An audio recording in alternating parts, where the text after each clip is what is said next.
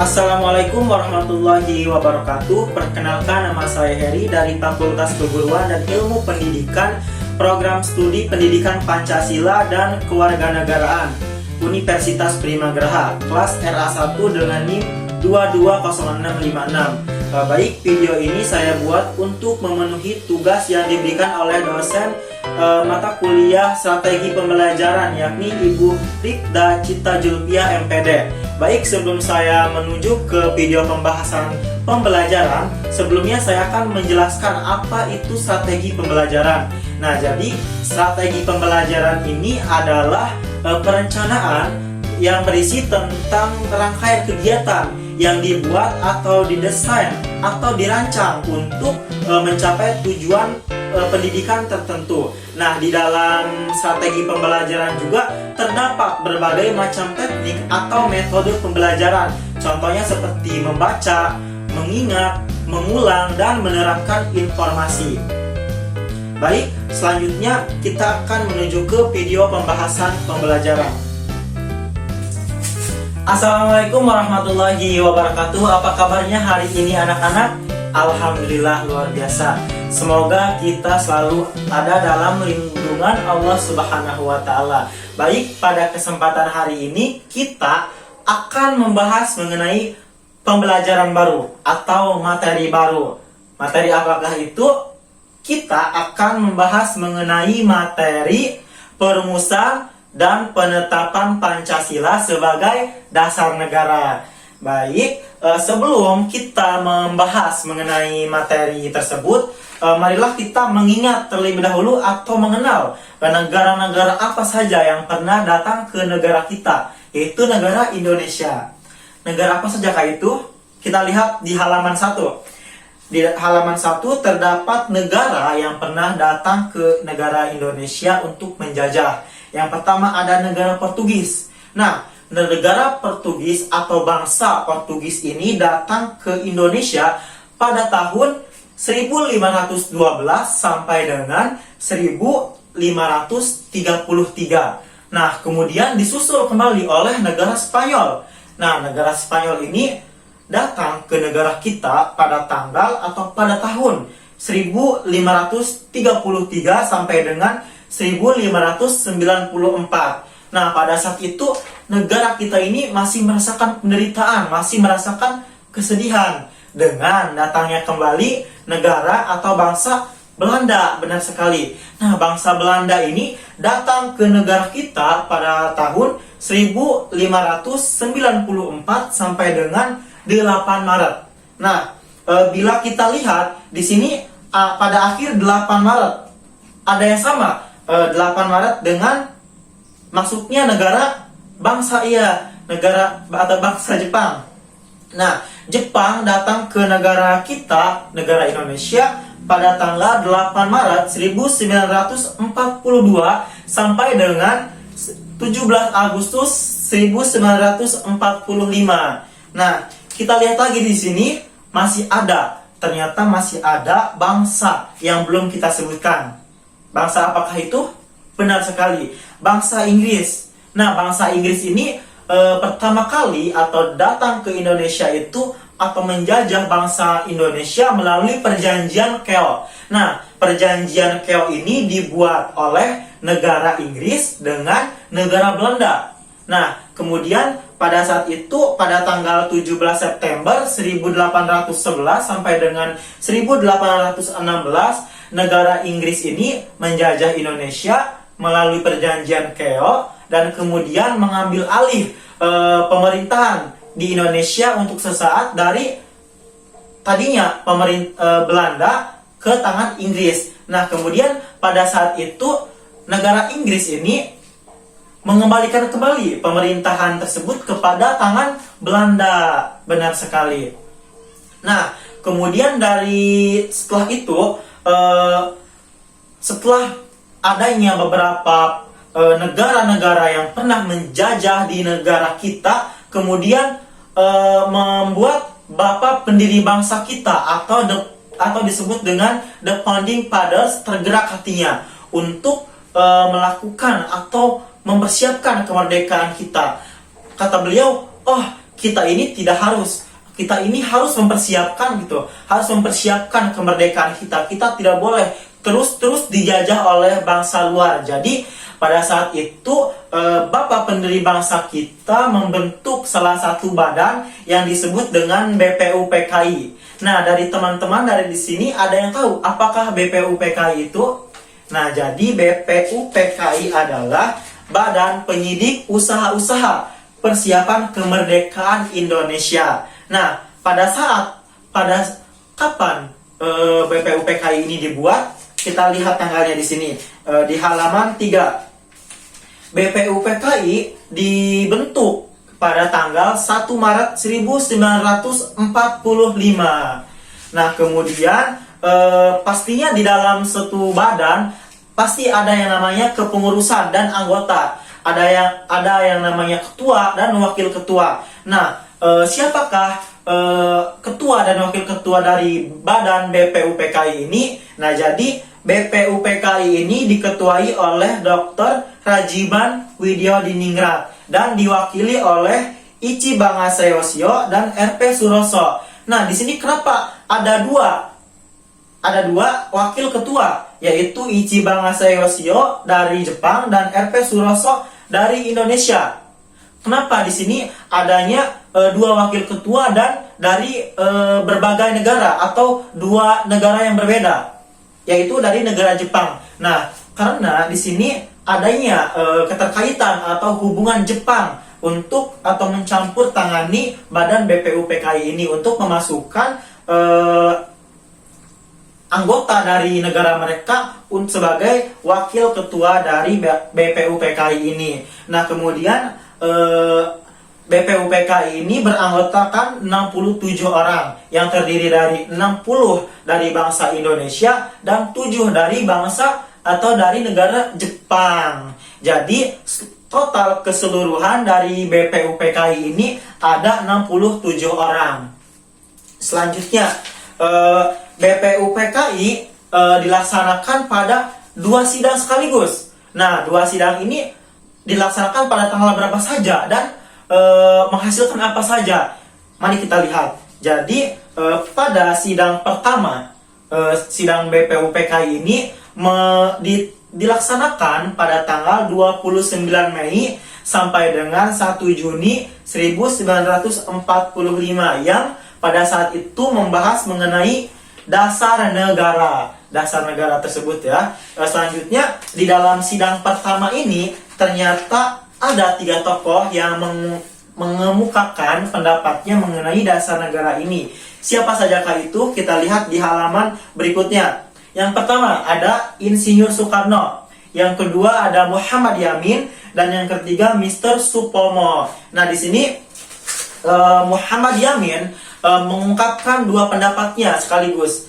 Pertama secara lisan dan yang kedua secara tertulis. Nah, Muhammad Yamin mengungkapkan pendapatnya tersebut pada tanggal 29 Mei 1945. Beliau mengemukakan 1. Peri kebangsaan, 2. Peri kemanusiaan, 3. Peri ketuhanan, dan 4. Peri kerakyatan, 5. Kesejahteraan rakyat. Yang kedua, beliau juga menyampaikan secara tertulis. Yang pertama, ketuhanan yang Maha Esa, 2. Persatuan Indonesia, 3. Rasa kemanusiaan yang adil dan beradab, 4. Kerakyatan yang dipimpin oleh hikmah kebijaksanaan dalam permusyawaratan perwakilan, 5. Keadilan sosial bagi seluruh rakyat Indonesia. Nah, apakah dari pengemukaan ini ada yang sudah tepat atau sama dengan Pancasila pada saat ini? Tentunya masih belum. Mari kita lihat bukti selanjutnya. Selanjutnya ada tokoh selanjutnya. Yang selanjutnya yaitu menurut Profesor Dr. Supomo. Nah, Dr. Supomo ini mengungkapkan pendapatnya pada tanggal 1 Mei 1945. Yang pertama berisi tentang persatuan, yang kedua kekeluargaan, dan yang ketiga keseimbangan lahir dan batin, keempat musyawarah, kelima keadilan rakyat. Selanjutnya disusul oleh Insinyur Soekarno. Nah, menurut Insinyur Soekarno, pada tanggal 1 Juni 1945, beliau mengemukakan satu, kebangsaan Indonesia, 2, internasionalisme atau peri kemanusiaan, 3, mufakat atau demokrasi, 4, kesejahteraan sosial, dan 5, ketuhanan yang berkebudayaan sosial. Oke, kita lanjut. Setelah adanya sidang pertama tadi, ternyata para pendiri bangsa ini belum mendapatkan kepuasan, belum mendapatkan titik terang dari adanya sidang pertama tadi. Maka dilakukan kembali sidang kedua yang dilakukan pada tanggal 10 sampai dengan 16 Juli 1945. Nah, sidang kedua ini membahas apa saja sih? Nah, jadi dalam sidang kedua ini membahas mengenai rancangan undang-undang dasar yang nantinya akan menjadi undang-undang atau peraturan yang ada di negara kita. Selanjutnya, pada pertemuan tersebut membentuk kembali panitia kecil yang terdiri atas anggota sebagai berikut. Yang pertama, Insinyur Soekarno sebagai ketua. Kedua, Muhammad Hatta dan Muhammad Yamin, A.A. Maramis, Mr. Ahmad Subarjo sebagai golongan kebangsaan. Yang ketiga, Kiai Haji Wahid Halim, Kiai Haji Kahar Muzakir, Haji Agus Talim, dan Abi Kusno Cokro Sujono sebagai golongan Islam. Nah, panitia kecil ini yang berjumlah 9 orang dikenal dengan sebutan panitia 9. Ada yang tahu panitia 9 itu apa? Baik, jadi pada tanggal 22 Juni 1945, panitia 9 ini telah mencapai satu persetujuan atau kesepakatan tentang rancangan pembukaan hukum dasar, undang-undang dasar. Oleh Insinyur Soekarno, rancangan pembukaan hukum dasar ini diberikan nama dengan Muqaddimah. Kemudian oleh Mr. Muhammad Yamin dinamakan Piagam Jakarta, dan oleh Sakiman Wirjojo disebut dengan Gentleman's Agreements. Nah, kemudian naskah Muqaddimah tersebut dibawa ke sidang kedua BPUPKI pada tanggal 10 sampai 17 Juli 1945. Nah, pada tanggal 14 Juli Muqaddimah ini disepakati oleh BPUPKI. Dalam alinea keempat naskah Piagam Jakarta tersebut terdapat rumusan sebagai berikut atau menghasilkan sebagai berikut. Yang pertama, ketuhanan dengan kewajiban menjalankan syariat Islam dengan pemeluk-pemeluknya. Kedua, kemanusiaan yang adil dan beradab. 3, persatuan Indonesia. 4, kerakyatan yang dipimpin oleh hikmah kebijaksanaan dalam permusyawaratan perwakilan. 5, keadilan sosial bagi seluruh rakyat Indonesia. Nah, jadi dalam sidang kedua ini yang membahas mengenai rancangan undang-undang yang mengesahkan tadi mendapatkan dasar negara kita sebagai tadi yang pertama yang sudah saya sebutkan. Nah, kemudian rumusan dasar negara yang tercantum dalam naskah Piagam Jakarta dalam sidang PPKI tanggal 18 Agustus 1945 ini kembali mengalami perubahan. Rumusan dasar yang diubah adalah sila yang pertama. Tadi yang pertama itu adalah ketuhanan dengan kewajiban menjalankan syariah Islam bagi pemeluk-pemeluknya. Diganti menjadi ketuhanan yang Maha Esa. Kenapa diganti? Karena negara kita ini kan negara yang beragam dengan mempunyai banyak sekali agama yang dipeluk oleh negara kita atau bangsa kita. Jadi pada saat itu selain dari muslim ini di luar dari agama muslim ini mengemukakan aspirasinya, mengemukakan pendapatnya bahwa hal tersebut itu hanya menunjuk atau menuju kepada Islam saja, tidak keseluruhan yang ada di bangsa ini. Jadi pada saat itu diubahlah menjadi ketuhanan yang Maha Esa, yang artinya setiap agama itu mempunyai Tuhannya masing-masing. Nah, dalam perumusan dasar negara yang tercantum dalam pembukaan Undang-Undang 1945 yang ditetapkan oleh PPKI pada tanggal 18 Agustus 1945, yaitu 1. Ketuhanan yang Maha Esa, 2. Kemanusiaan yang adil dan beradab, 3. Persatuan Indonesia, 4. Kerakyatan yang dipimpin oleh hikmah kebijaksanaan dalam permusyawaratan perwakilan, 5. Keadilan sosial bagi seluruh rakyat Indonesia. Nah, jadi dalam perubahan tersebut ditetapkanlah Pancasila, ditetapkanlah dasar negara kita yang disebut dengan Pancasila. Pancasila itu adalah 5 dasar. Nah, kemudian setelah menyelesaikan tugasnya, maka BPUPKI ini dibubarkan dan sebagai gantinya pada tanggal 7 Agustus 1945 Jepang mengumumkan pembentukan PPKI. Nah, apa itu PPKI? Jadi PPKI ini adalah Panitia Persiapan Kemerdekaan Indonesia. Nah, di dalam pertemuan tersebut menetapkan Insinyur Soekarno sebagai ketuanya dan Muhammad Hatta sebagai wakil ketuanya. Baik, selanjutnya PPKI ini tadi beranggotakan 21 orang. 21 orang yang termasuk ketua dan wakil ketua tersebut.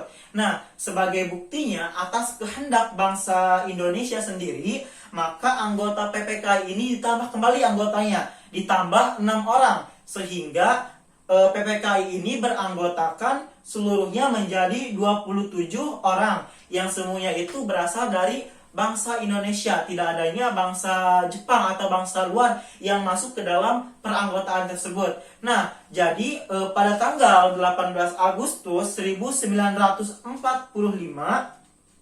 PPKI ini melaksanakan sidang dan menghasilkan keputusan. 1. Menetapkan Undang-Undang Dasar 1945. Yang kedua, memilih presiden dan wakil presiden, yaitu Insinyur Soekarno dan Muhammad Hatta. Dan yang ketiga, membentuk Komite Nasional Indonesia Pusat. Nah, jadi sekian pembelajaran hari ini yang bisa saya sampaikan. Mungkin dari teman-teman ada yang ingin ditanyakan atau belum mengerti mengenai pembelajaran yang kita bahas tadi. Baik, jika kalian sudah mengerti atau sudah memahami apa yang telah saya sampaikan tadi, maka saya akan memberikan pertanyaan secara langsung dan memberikan tugas sebagai PR di rumah. Ini adalah sebagai evaluasi bagi kalian agar sejauh mana kalian dalam memahami pembelajaran yang telah saya sampaikan. Baik, di sini saya akan memberikan pertanyaan secara langsung.